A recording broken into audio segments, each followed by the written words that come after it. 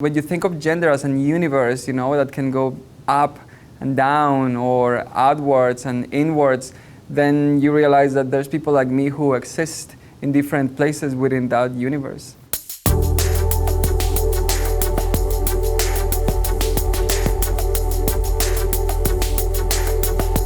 I've been identifying as non-binary for 2 years. There was a marked moment, about maybe a year and a half ago that I started saying them and they. I only came out as trans about 3 months ago, so prior to that I identified as lesbian, so this is kind of a new adventure for me. I knew that I identified this way since I was very young, but I've only started finding the words and concepts to explain it fairly recently, so the past couple of years. I didn't always know that I wasn't identifying with binary because I didn't know that there was another word for anything. I just thought that I was broken for a really long time. I was like,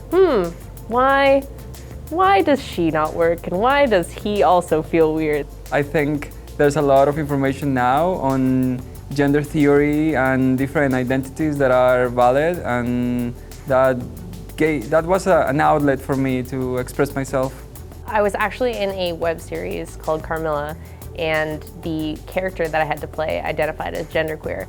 And so doing research for that, I was like, well, it's genderqueer. And then I was like, what's non-binary? I was like, oh my gosh, it's me. Oh no, great, there's a word.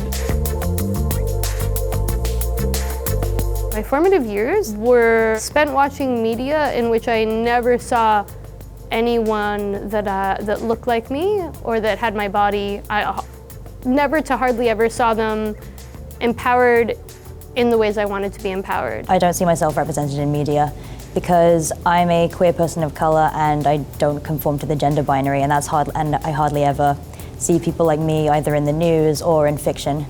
It's usually a very large puzzle, and I have to collect the bits and pieces from everywhere, and then I form, what I identify as. I don't really see myself represented in media very often, which is kind of why I work to make stuff where people like me are represented, because if I hadn't gotten that initial role, I would have never known it existed and I would have thought that I was broken. So if I could make something that could stop somebody from feeling like that, then I've done more than enough. The reactions I get vary depending on how educated a person is on the trans community and that kind of stuff. Sometimes the reaction's like, cool, that's great, I'm gonna use your pronouns. And sometimes it's like, you're not real. I think the misconceptions around people who don't identify with male or female is that, they're special snowflakes or they're seeking attention, when in fact it's just that they're people who've realized that this social construct just doesn't make sense to them.